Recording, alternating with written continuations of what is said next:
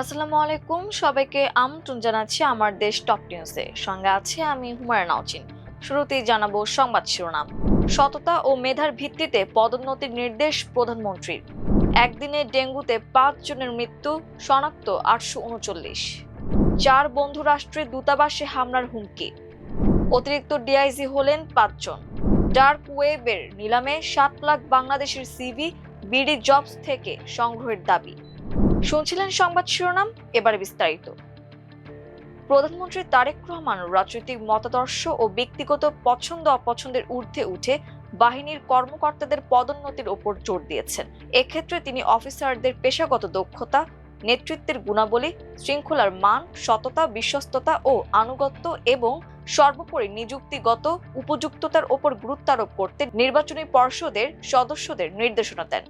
আজ রোববার সকালে ঢাকা সেনানিবাসে বিমান বাহিনীর সদর দফতরে নৌবাহিনী ও বিমান বাহিনী নির্বাচনী পর্ষদ ২০২৬-এর উদ্বোধনকালে তিনি এ নির্দেশনা দেন। প্রধানমন্ত্রী বলেন, দেশের স্বাধীনতা ও সার্বভৌমত্ব রক্ষায় বাংলাদেশ নৌ ও বিমান বাহিনী দায়িত্ব পালনের পাশাপাশি অভ্যন্তরীণ শান্তি শৃঙ্খলা, স্থিতিশীলতা ও দুর্যোগ মোকাবেলায় বেসামরিক প্রশাসনকে সহায়তার ক্ষেত্রে গুরুত্বপূর্ণ অবদান রেখে চলেছে।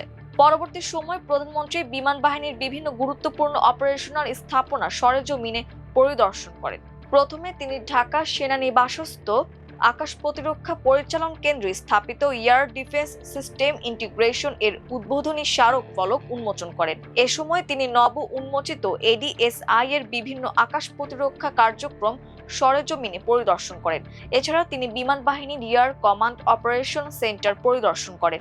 পরিদর্শনকালে তিনি এসিওসির ডিজিটাল লার্জ ডিসপ্লের সাহায্যে বিমান বাহিনীর যুদ্ধ বিমান কর্তৃক শত্রু বিমান সমূহকে বাধা প্রদান ও চট্টগ্রাম থেকে আনম্যান্ড এরিয়াল ভেহিকল এর লাইভ ফিডের মাধ্যমে হেলিকপ্টার থেকে সেনা অবতরণ অবলোকন করেন।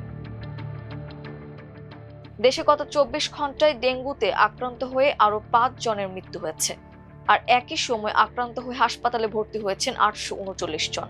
সব মিলিয়ে চলতি মাসের ২৩ দিনে মৃত্যু হয়েছে ২৮ জনের এবং মোট আক্রান্ত হয়েছে ১৩,৬১৯ জন।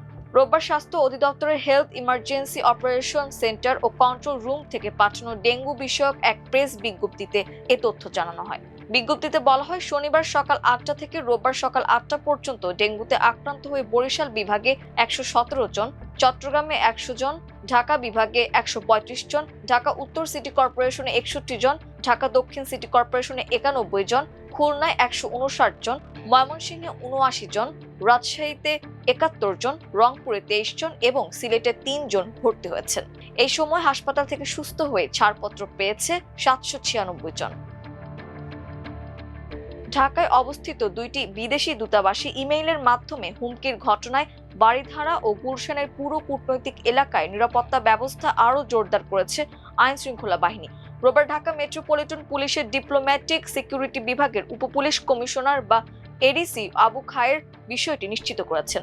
আবু খায়ের বলেন, চায়না এবং রাশিয়ার দূতাবাসে হুমকি দিয়ে ইমেইল করা হয়েছে, বাট ওইটা কোন জায়গা থেকে আসছে তা জানা যায়নি। আমরা ধারণা করছি এটা স্ক্যামের ফেক। ঢাকায় নিযুক্ত বিদেশি দূতাবাসগুলো নিয়মানুযায়ী বাংলাদেশের পররাষ্ট্র মন্ত্রণালয়কে বিষয়টি অবহিত করেছে বলে জানান এই পুলিশ কর্মকর্তা। পররাষ্ট্র মন্ত্রণালয় থেকে পুলিশ সদর দফতর এবং কাউন্টার টেরোরিজম অ্যান্ড ট্রান্সন্যাশনাল ক্রাইমকে বিষয়টি অবহিত করার পর দূতাবাসগুলোর এলাকায় আইন শৃঙ্খলা বাহিনীর মনিটরিং আরও জোরদার করা হয়েছে। এডিসি আবু খায়ের আরও বলেন, তারা আমাদেরকে কিছু জানায়নি, তারা মনে হয় মিনিস্ট্রি অফ ফরেন অ্যাফেয়ার্সকে জানিয়েছে। আমি অফিসিয়ালি কোনো কিছু পাই নাই, বাট যখন জেনেছি আমাদের যে এক্সিস্টিং সিকিউরিটি মেজার সেগুলোই আরো জোরদার করা হয়েছে, ওই রকম কোনো কিছু মনে করছি না। তবে এই বিষয়ে থানায় জিডি বা লিখিত কোনো অভিযোগ করা হয়নি বলে জানান আবু খায়ের। পুলিশের উপমহাপরিদর্শক পদমর্যাদার ৫ কর্মকর্তাকে অতিরিক্ত পুলিশ মহাপরিদর্শক পদে পদোন্নতি দেওয়া হয়েছে। আজ রোববার স্বরাষ্ট্র মন্ত্রণালয়ের জননিরাপত্তা বিভাগ থেকে জারি করা এক প্রজ্ঞাপনে এ পদোন্নতির আদেশ দেওয়া হয়। পদোন্নতি হওয়া কর্মকর্তারা হলেন কেন্দ্রীয় পুলিশ হাসপাতাল রাজারবাগের পরিচালক মোহাম্মদ সাইদুর রহমান, টুরিস্ট পুলিশের অতিরিক্ত আইজিপির চলতি দায়িত্বে থাকা মোহাম্মদ মাইনুল হাসান, গাজীপুর মেট্রোপলিটন পুলিশের পুলিশ কমিশনার মোহাম্মদ ইসরাইল হাওলাদার, পুলিশের স্পেশাল ব্রাঞ্চের ডিআইজি মোহাম্মদ ইকবাল হোসেন এবং পুলিশ অধিদপ্তরের ডিআইজি মোহাম্মদ কামরুল হাসান। প্রজ্ঞাপনে বলা হয়েছে, পদোন্নতি প্রাপ্ত কর্মকর্তাদের উপযুক্ত কর্তৃপক্ষের মাধ্যমে স্বরাষ্ট্র মন্ত্রণালয়ের সিনিয়র সচিব বরাবর যোগদান পত্র দাখিল করতে হবে। জনস্বার্থে জারি করা এ আদেশ সংশ্লিষ্ট কর্মকর্তাদের যোগদানের তারিখ থেকে কার্যকর হবে বলে প্রজ্ঞাপনে উল্লেখ করা হয়েছে। প্রায় 6 মিলিয়ন বা 60 লাখ বাংলাদেশি নাগরিকের জীবন বৃত্তান্ত তথা সিভি ডার্ক ওয়েবে বিক্রির জন্য নিলামে ডেকেছে একটি হ্যাকার গোষ্ঠী। এসব সিভি 1000 মার্কিন ডলারের বিনিময়ে বিক্রি করা হবে বলে জানিয়েছে ম্যাড র্যাক্স পরিচয় দেয়া ওই হ্যাকার গোষ্ঠী। তাদের দাবি, বাংলাদেশি ক্যারিয়ার প্ল্যাটফর্ম বিডি জবসের ডেটাবেস থেকে সিভিগুলো সংগ্রহ করা হয়েছে। নিজেদের দাবির সপক্ষে কয়েকটি সিভির নমুনা প্রকাশ করেছে ম্যাড্র্যাক্স। তবে এশিয়া পোস্টের কাছে নিজেদের ডাটাবেস সুরক্ষিত থাকার দাবি করেছেন বিডি জবসের প্রতিষ্ঠাতা ও প্রধান নির্বাহী ফাহিম মাসরুর। এশিয়া পোস্টের এক প্রতিবেদনে জানানো হয়, রোববার দুপুর 12টার দিকে darkforums.ru নামক একটি ওয়েবসাইটে সিভি বিক্রির পোস্ট করে ম্যাড্র্যাক্স। হ্যাকার গোষ্ঠীটির দাবি, তাদের কাছে 60 লাখ বাংলাদেশি নাগরিকের সিভি রয়েছে। এই সিভিগুলো বিডি জবস থেকে সংগ্রহ করা হয়েছে বলেও উল্লেখ করা হয় পোস্টে। মাত্র 5 জন ব্যক্তির কাছে এসব সিভি বিক্রি করা হবে। এজন্য 1000 মার্কিন ডলার করে দাম চাওয়া হয়েছে।